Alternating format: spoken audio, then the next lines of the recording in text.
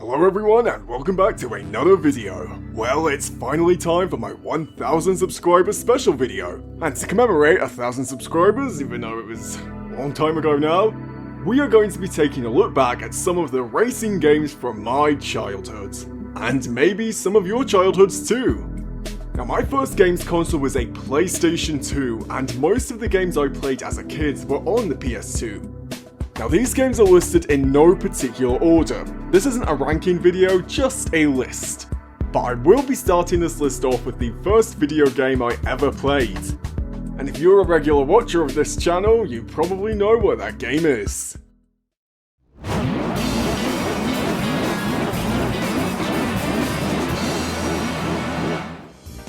I've made it no secret in many of my videos or the pinned comments that Gran Turismo 3 was my entry point to the Gran Turismo series and the first video game I ever played.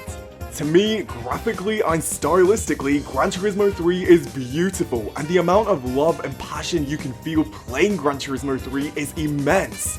The car list, while small, is fantastic, with every single car having a purpose. The career mode has a great flow going from one event to the next, and it allows you to use the same car in so many events, just having to tune it up to compete with the opponent cars. It really makes you feel like you and your car are going on some kind of adventure throughout the career mode. The music, both menu music and the race soundtrack, are phenomenal. The AI is also pretty good for the time, as it can be very challenging. If you are a Gran Turismo fan and weren't lucky to get to play Gran Turismo 3, you have missed out. I could go on about Gran Turismo 3 all day, but I'll save that for other videos. Now I know that Gran Turismo 3 is not perfect and has many flaws, like all games do, but I think for the time in my life that I played Gran Turismo 3 as a kid, and with it being my entry point to the series, thus having to learn all the mechanics and just everything about the game series, a very simple game with bright colours and not too much content was the best place to start. But make no mistake, Gran Turismo 3 may be short on content, but Polyphony was still able to pack hours upon hours of content into Gran Turismo 3. And there's been enough in Gran Turismo 3 to keep me playing for decades. Okay, I have never saw anyone mention this game, ever. When I got my PlayStation 2 back in Christmas Day of 2003, I got 3 games with it: Gran Turismo 3, International Q Club, and then Racing Simulation 3. Racing Simulation 3 is a Formula 1 game developed by Ubisoft. It's not licensed, so everything in it is based on real-life cars and tracks at the time. But in the case of the tracks, they are all located in different countries, and have ever so slightly different layouts from what the originals looked like at the time. Monza is the first track and is simply called Greece, when we know it's in Italy. So all the tracks are also located in the wrong country, probably to avoid licensing issues. Now despite having this game since I was 6, I barely ever played it. I have started a playthrough of it now and still have so much to explore within the game, but as a kid I mainly just did the arcade mode, which sees you having to get round the track without your time running out, hitting checkpoints to extend your time. The driving is very slippery, almost like you are racing on ice, and if you collide with another car it is very easy to spin out, which makes sense with open-wheeled Formula 1 cars. I remember as a kid, I liked crashing into the other cars and laughing as the cars all crashed and spun out. Nowadays, not so much. It's very frustrating when that happens. Formula 1 games are not something I really play, so I'm not really sure how this stacks up as an F1 game, but I'd say for the time it's still very basic. I feel like Racing Simulation 3 needs an actual video dedicated to it, like a retrospective. So I actually might go ahead and make that, but let me know if you've ever heard of this game, or this series, since there was obviously 2 before it.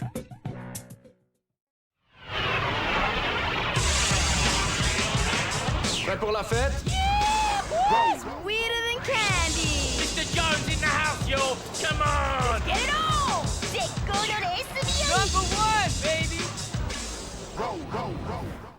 Hey, I didn't say these were just gonna be car racing games. SSX is a snowboarding video game series by EA Sports.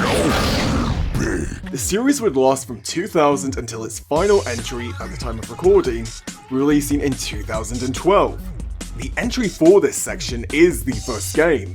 SSX has two main gameplay types: race, in which 6 snowboarders simply race to the goal as you'd expect from a typical racing game, and freestyle, where you take on a run by yourself trying to score as many points as possible by performing various tricks, with snowflakes being laid across the track to increase your score. Yellow multiplies it by 2, orange by 3, and red by 5. There are a total of 8 characters to play as, 4 unlocked at the start, and the other 4 require you to win golds in the World Tour mode, which is the main single player mode, the career if you will.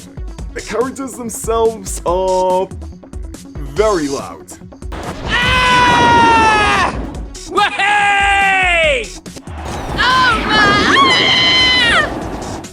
And actually, the voice acting is very solid for an early 2000s game. There are 8 runs in total in the game, but Aloha Ice Jam is race only and Pipe Dream is for freestyle only. The 8th run is the secret untracked run, where you cannot race against any CPU. SSX was introduced to me by my uncle, and I ended up being gifted a copy for Christmas that same year. I just sit and play the same races over and over again, which is kind of funny, because playing the same races over and over again is a very common trend with me.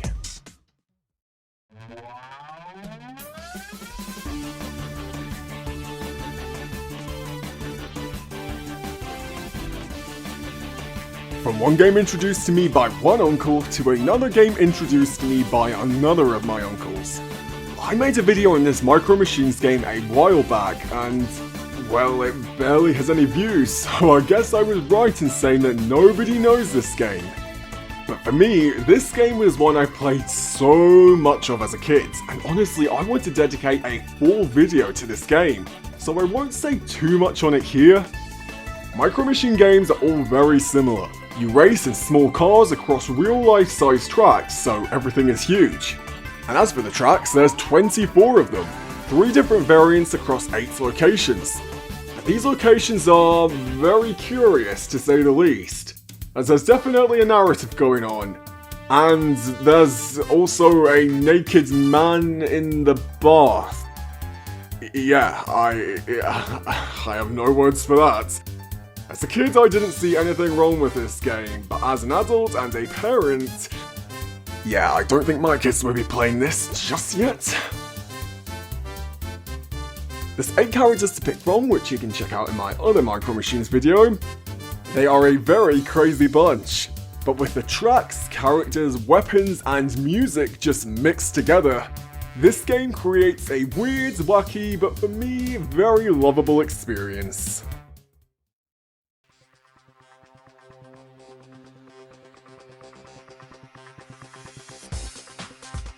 The third and final game to be introduced to me by one of my 3 uncles, Colin McRae Rally 4 was another of those games I never really played enough of as a kid, and I feel I was just too young to really appreciate these kinds of rally games. I had been used to circuit races and racing games that had several opponents on the track at the same time, so for that reason I never really played this game that much.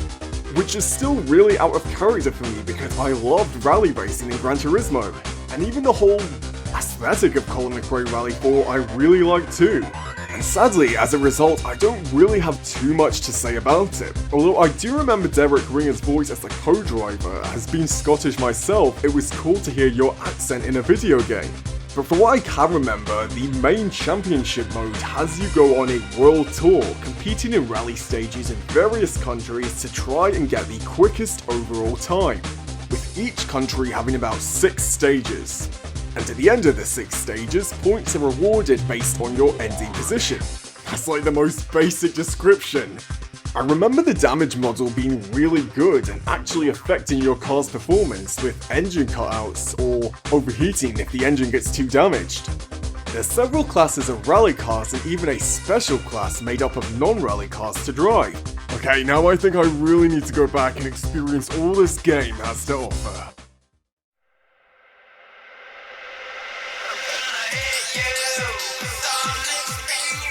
Sonic the Hedgehog is one of my favourite video game characters of all time, and I have played so many of the Sonic games. Racing games and Sonic games have filled, well, my life in general. Sonic Riders was the first Sonic racing game I ever played. I also played Zero Gravity as a kid too, and I like both of them, but the original Riders gets the spot. Sonic Riders has Sonic and friends racing on extreme gear to win the EX World Grand Prix set up by Dr. Eggman. This is also the first appearance of the Babylon Rogues. The game in some ways is more tricky than Zero Gravity as the player can boost with their air. Air is what powers the boards, and as a result it can run out and need to be refueled at pits scattered throughout the 16 tracks. And also, performing more technical tricks involves the player charging the jump and then inputting the trick mid-air, whereas Zero Gravity is all streamlined. This game has plenty of Sonic's friends to unlock through playing, as well as 3 guest characters from other Sega properties: Ulala from Space Channel 5, Ai from Super Monkey Ball, and Nights from Nights into Dreams. As for the modes, there's the standard story mode, a Grand Prix mode, and free race. Tag mode was my favourite mode, which has you team up with either a friend or CPU and race against another team, keeping closely together so as not to get shocked in order to win. Survival mode has 2 versions: Race, which involves you having to keep hold of a Chaos Emerald as you race through gates, and Battle mode, which has you on a battlefield pitted against your opponents. In order to win, you need to hit them with your special attacks to deplete their lives. Power-ups can be picked up to increase your attack, defense, and speed. It's a real shame that this series was discontinued after Free Riders, because Sonic on a hoverboard makes a lot more sense than Sonic driving a car. But it seems that while Riders may be gone, Extreme Gear is thankfully coming back with the upcoming Sonic Racing Cross Worlds. And I'm probably the only one that wants Infinite to be playable. Justice for Infinite!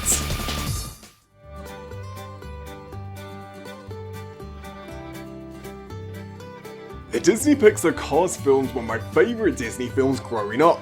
I loved Cars 1 and even Cars 2, and I still have so many of my toy cars to this day. I'm not a hoarder, they're just back at my family home. But as a kid, I played with them so much, and I played so much of the various Cars games too, that the original home console game is taking this entry. And oh boy, did they go hard with this game!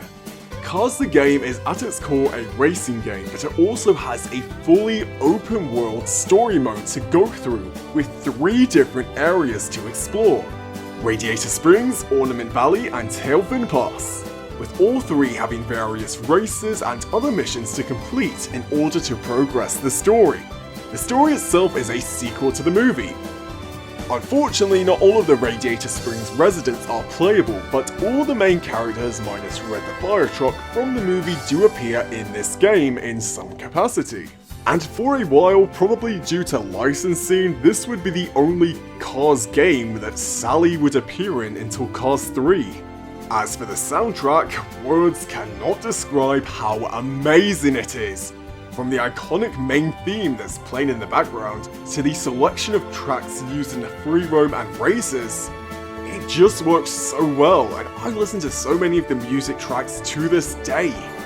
In general, this game was way ahead of its time. But sadly, the newer Cars games cannot compete with the original masterpiece. Yahoo! Come on! Oh yeah! Hey! Mario Kart Wii was not part of the original blueprints, but I've dabbled in Mario Kart videos, so I have to pay homage to my favourite Mario Kart game of all time.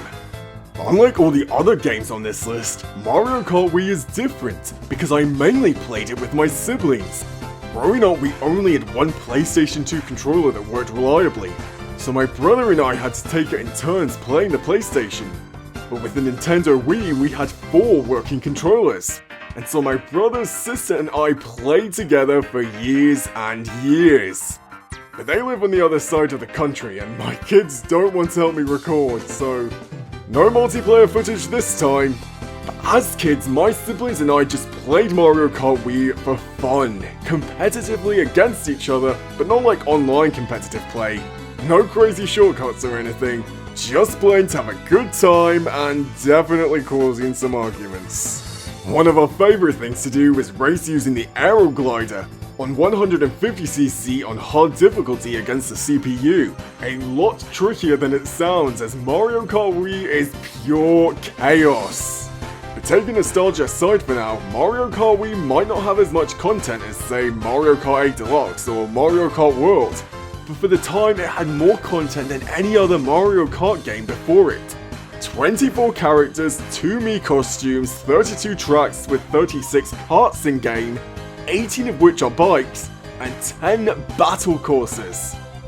While supported, Mario Kart Wii also had online tournaments that we never got to play as our family didn't have internet back then.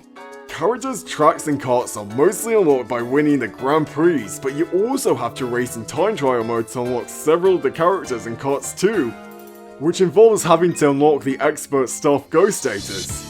So even though I played Mario Kart Wii with my siblings a lot, the game still has plenty of single player content, and with how chaotic the items are, and that dreaded blue shell, it took us years to unlock everything as kids. And I feel so lucky that I got to experience Mario Kart Wii as a kid, and so fortunate that I had my siblings to play and enjoy it with. Is that your fantasy? Look, that's Eddie. Take a good look, man. He's a winner, and winners get mad respect. My grandparents bought me Need for Speed Underground for my 8th birthday, and I never realised that it was a bit more mature, shall we say, at least in the cutscene department, and also the back of the box. Yeah, my grandparents never looked at that before buying or gifting it to me, or maybe they knew what they were doing. But anyway, for a while this was the only Need for Speed game I ever played. My loyalties lay with Gran Turismo, but having now played some of the newer Need for Speed games, I do share the sentiment a lot of people have with Need for Speed Underground, in that it is the best Need for Speed game. Again, I haven't played most of them, and I also haven't yet played Need for Speed Underground 2. I am aware that it has an open world aspect to it, so I'll definitely have to check it out. But as a kid, I also didn't appreciate this game enough. Playing Gran Turismo and also being a kid that didn't like change, Need for Speed Underground was very different to anything I had played. But as an adult, I love it. I think the whole simplicity of it is really its biggest strength. And of course the whole rags to riches, start at the bottom with a boring stock car and rise up the ranks to own the hottest and coolest car in the city is such an effective basis for a game, especially in the early 2000s. And the whole vibe and aesthetic really fits that grungy street racer scene they were going for. Car customization is also pretty good for the time. Admittedly, it is a bit slow to unlock everything, especially paint colours. But I guess with the cool meter and the whole rags to riches approach, it makes sense that it would take longer to unlock all the cool stuff, and it just makes you want to work towards it. As for the game mode, Underground mode is where the party is at. Playing through it allows you to unlock all the cars to use in the free play mode. The different race modes are the standard lap race, a point-to-point, time attack, knockout, which is one of my favourites, drifting and drag racing. There's also a decent amount of traffic on the tracks too, which changes each time, so you best keep your eyes peeled. I'd say the lack of a free roam and the nighttime only play are the only real negatives. But I feel this game still has enough in it to stand up against Need for Speed titles that came after it. And of course this is also the first appearance of Eddie's iconic Nissan Skyline, which I'm definitely sure fueled a love for the Skyline for many young fans playing this game for the first time. Because it certainly did for me. My dust! That's what you're gonna do! Woo-hoo! Yeah, I better see no judgment from anyone in the comments, because Shrek's Smash and Crash Racing was a fantastic game. The best racing game Shrek has been in. The Shrek 2 games were on another level, and Smash and Crash Racing, while limited, worked well with what it had. There's a total of 12 tracks, with both a standard and a mirrored version, with locations from both the first 2 films as well as the several Shrek games that were made up until this point. And as for the characters, there's also 12 of them. 4 unlocked at the start and 8 you unlock by winning the 8 tournaments. The racers are all characters that appear in the Shrek movies, with the exception of Goldilocks, although Papa Bear did appear in the first film and Goldilocks would eventually appear in Puss in Boots: The Final Wish. The karts for the characters are mostly animals that are related to the characters. Dragon for Donkey, the Big Bad Wolf for Red Riding Hood, and a Noble Steed for Prince Charming. All characters like Fiona have other vehicles, like the Onion Carriage. There's also a brief intro cutscene which explains why this game takes place, so it even has a purpose for existing. And there's also a multiplayer battle mode, although the game itself is only 2-player split screen. The music is also great, and the track design is pretty solid too. The AI rubber banding is very strong, so pulling ahead in this game is not easy. But I guess that challenge just makes it more fun.